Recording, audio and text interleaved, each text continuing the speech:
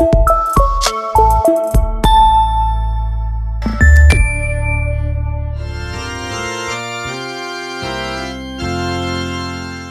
mofinaina isan'andro atolotry ny mpitandrina rakotina valina maoly.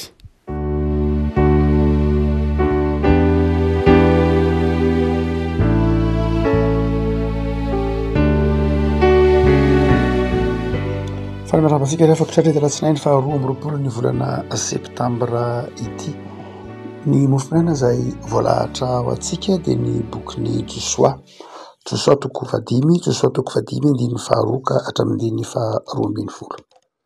Josoa toko 5 faharoka hatramin'ny 12 vakintsika amin'ny anaran'i Jesosy. Tamin'izany andro izany no nilazany Jehovah tamin'i Josoa hoe manaova fiaratra vato anao ka atombohy indray ny famorana ny zanak'Israely. Dia nanao fiaratra vato azy Josoa ka namora ny zanak'Israely teo ankavoana ralota. Ary izao no antony namorany Josoa azy. Ny lehilahy rehetra izay nivoaka avy tany Egipta dia ny mpanafika rehetra samy maty ny nefitra teny an-dalana tamin'izy efa nivoaka avy tany Egipta. Ary voafora ny lehilahy rehetra izay nivoaka fa ny lehilahy rehetra nateraka teny an-dalana tany nefitra tamin'izy efa nivoaka avy tany Egipta dia tsy mbola voafora kosa. Fa 70 taona no nandehanany zanak'Israely tany nefitra mandra-pahalanindritra ny olona rehetra dia ny mpanafika izay nivoaka avy tany Egipta satria tsy niaino ny feon'i Jehovah izy.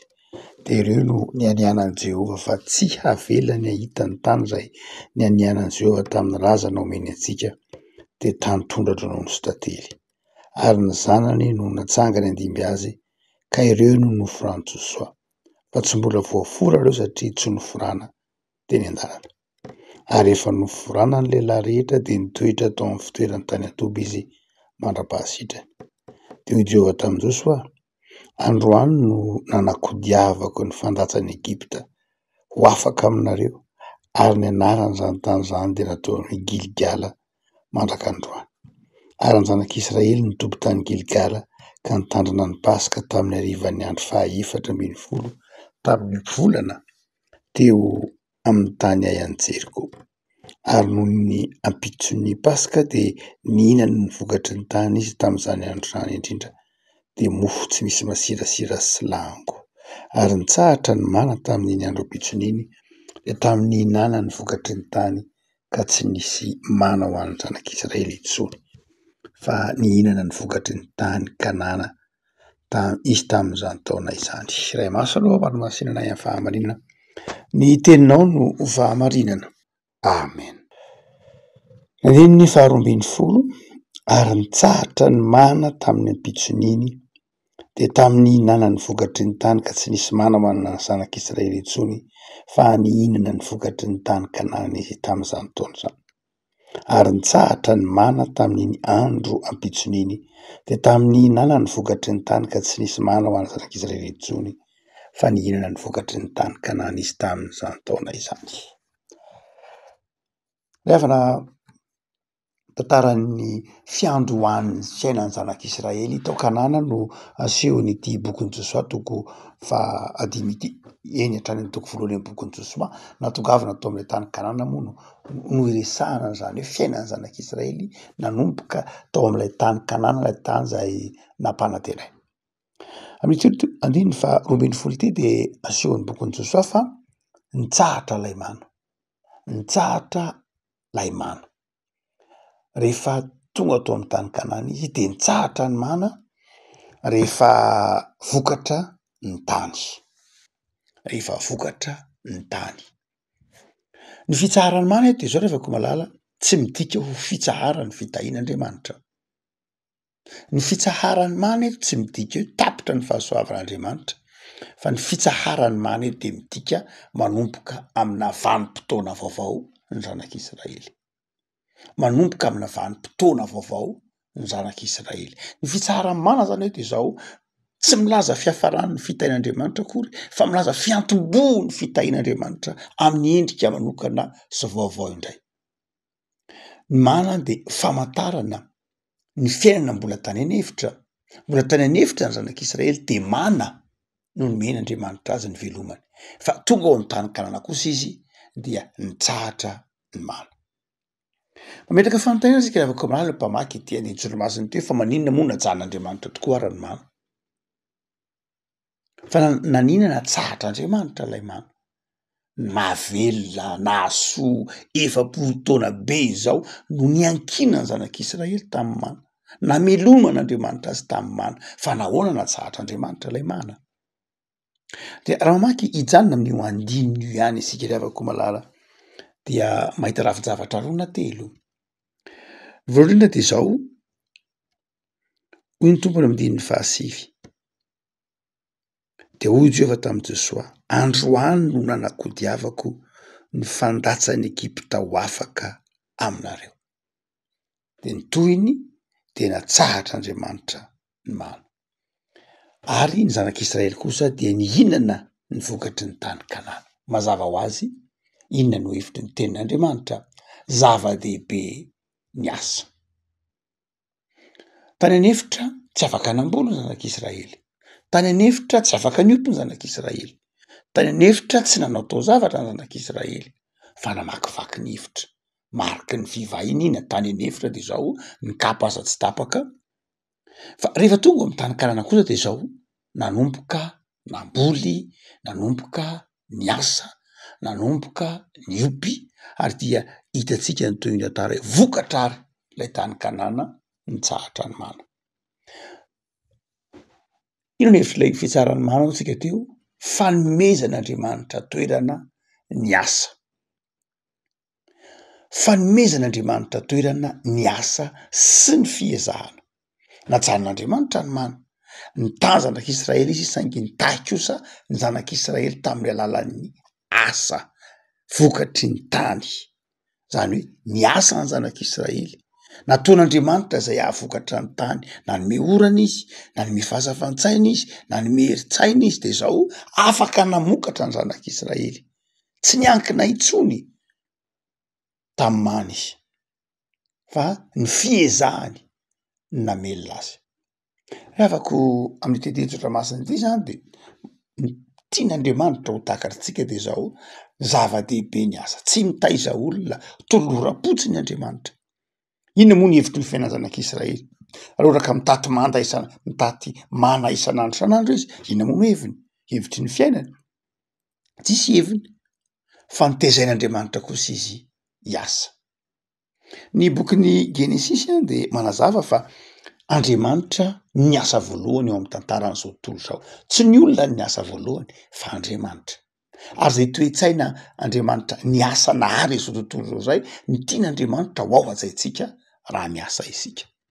Ho tsika manao hoe inona ary ny antony nampitsaran'Andriamanitra ny mana? De satria miasa ny olona. Fa nahoana nasian'Andriamanitra miasa ny olona? Fa nahoana no tahian'Andriamanitra amin'ny alalan'ny asa ny olona? De voalohany indrindra hotsika teo, satria ny asa de manambara fahafahana. Izy manao hoe zay vao tena afaka amin'ny Egipta ianareo. Ay tsy tany anefitra no nakodian'ny tompo ny Egipta, fa tonga tao amin'ny tany Kanana vao tena nakodian'ny tompo ny Egipta. Hoy izy, ary hoy izy eo tamin'i Josoa, androany no nanakodiavako ny fandatsan'ny Egipta. Zany hoe aikay rehefa tena tonga tao amin'ny tany Kanana ka vokatra ny tany Kanana, ka nioty ny vokatry ny fisasarany zanak'Israely zay vao voky Egipta. Dikan'izany de zao zava-dehibe ny asa. Ny asa de manambara olona afaka. Ny asa de famantarana hitamaso ny amin'ny fahafahan'ny olona anankiray. Famantarana hitamaso ny amin'ny tsy fiankinandon'ny olona amin'ny hafa. Zany rehefa koa malala zava-dehibe ny asa.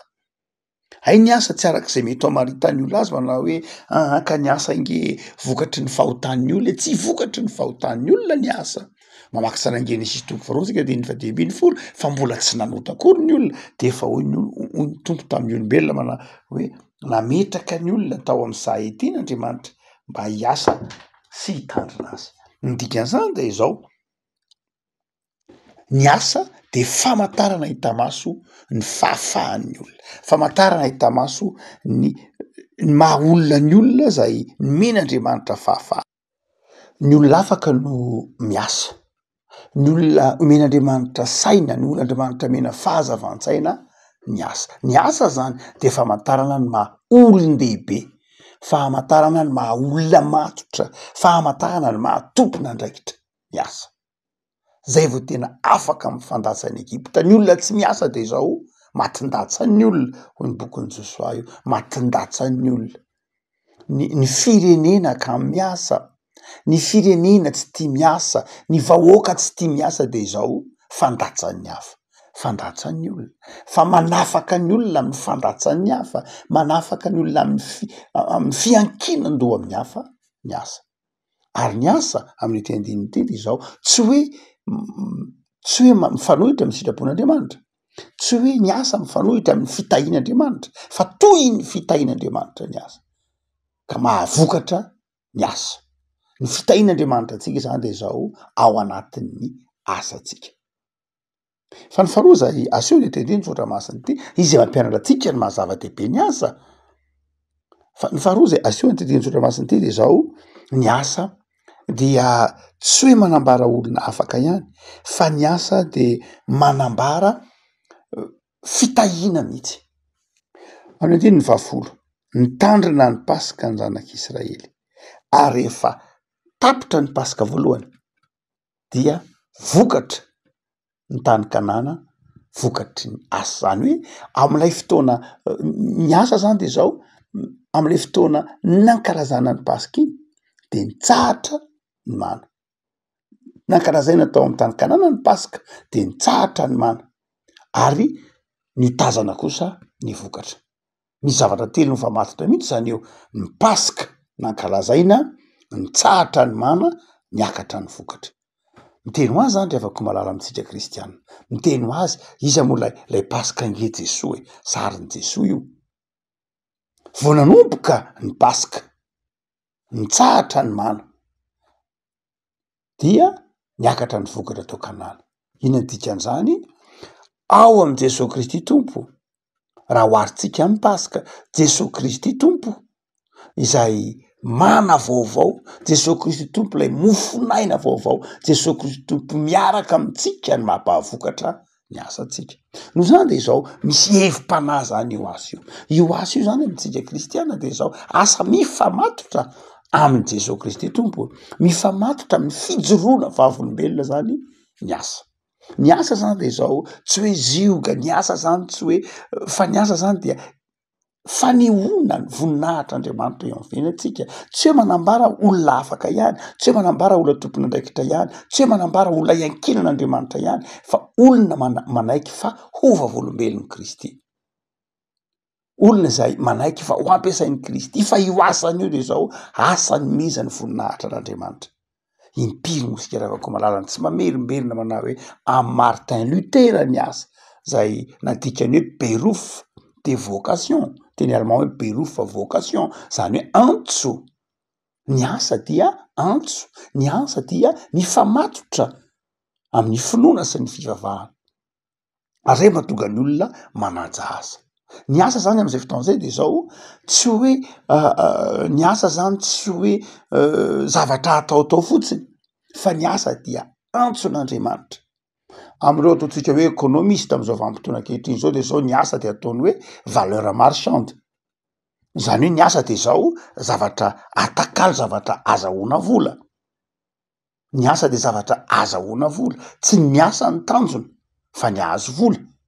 No zany de zao ny asa de fitaovana amy lafin'ny toe-karena de zany, fa ampinto zany, ampinto izao ny asanao de anomezanao voninahitra an'Andriamanitra. Raha ohatra ka mpivarotra ianao de ao anatin'ny mampivarotra anao no anomezanao voninahitra an'Andriamanitra. Mpampivarotra mitsikitsiky hitarafana ny fifalian'Andriamanitra, mpivarotra marina amin'ny atao hitarafana ny fahamarinan'i Kristy. Raha ohatra ka mpampianatra ianao de ao anatin'ny asanao ny anehoana ny voninahitr'Andriamanitra, mampianatra zavatra tsara, mampianatra ny olo anatin'ny fifaliana. Hotsika manao hoe ny asa dia antson'Andriamanitra. Ary rehefa asa mifamatotra amin'ny Pasika, zany hoe asa ampifamatorana amin'ny finoana, asa ampifamatorana amin'ny fahatokinan'Andriamanitra ao amin'ny Jesosy Kristy Tompo de zao mahavokatra eo. Fa ny antony fahatelo rehefa ko malala izay asehony ity bokon'i Josoa toko faefatra ity Ny amin'ny antsoina hoe asa de zao, ina ny antony fahatelo ny asa de zao fanehoana fa tratran'ny tanjona.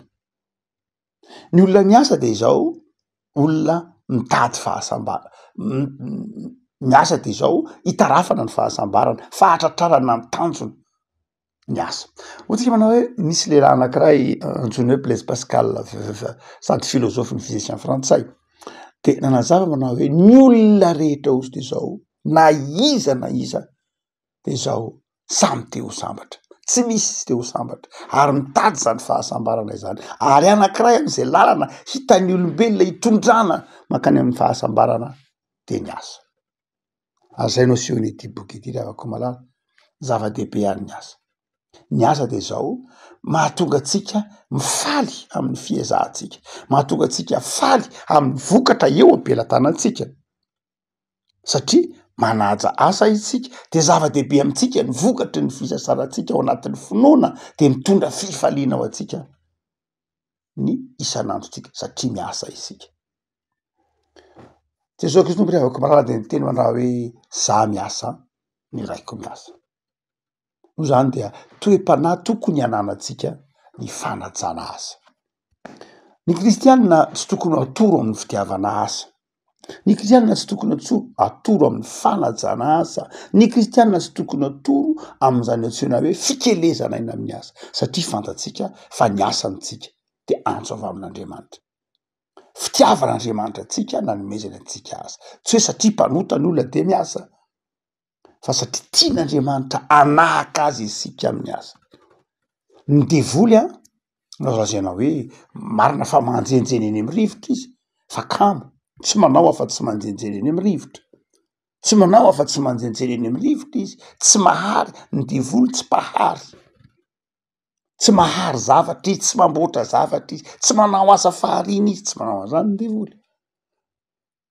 Fa Andriamanitra ny nanao zany, Andriamanitra ny nahary ary Andriamanitra ny nanankina tamintsika ny asa-pahariana nataony. Noho izany dia tohin'ny asa-pahariana nataon'Andriamanitra amitsika ny fanajana ny asa fa tsy hoe toy ny fahotana akory. Marina fa niteny ny tompo hoe mangiry firy amin'ny alalan'ny asa mazava ho azy satria ny fahotana no niditra tao anatin'ny tontolon'ny asa de miteraka fangiry firy. Tsy ny asa ihany no nidiran'ny fahotana ka niteraka fangiry hatramin'ny fiterahan'ny olona azy, hatramin'ny zavatra rehetra. Hoe Paoly amin'ny Romanina toko valo de miara misentro vokatry io fahotana io fa tsy ny asa ihany no mampisentro atsika fa ny zavatra maro samihafa mampisentro atsika.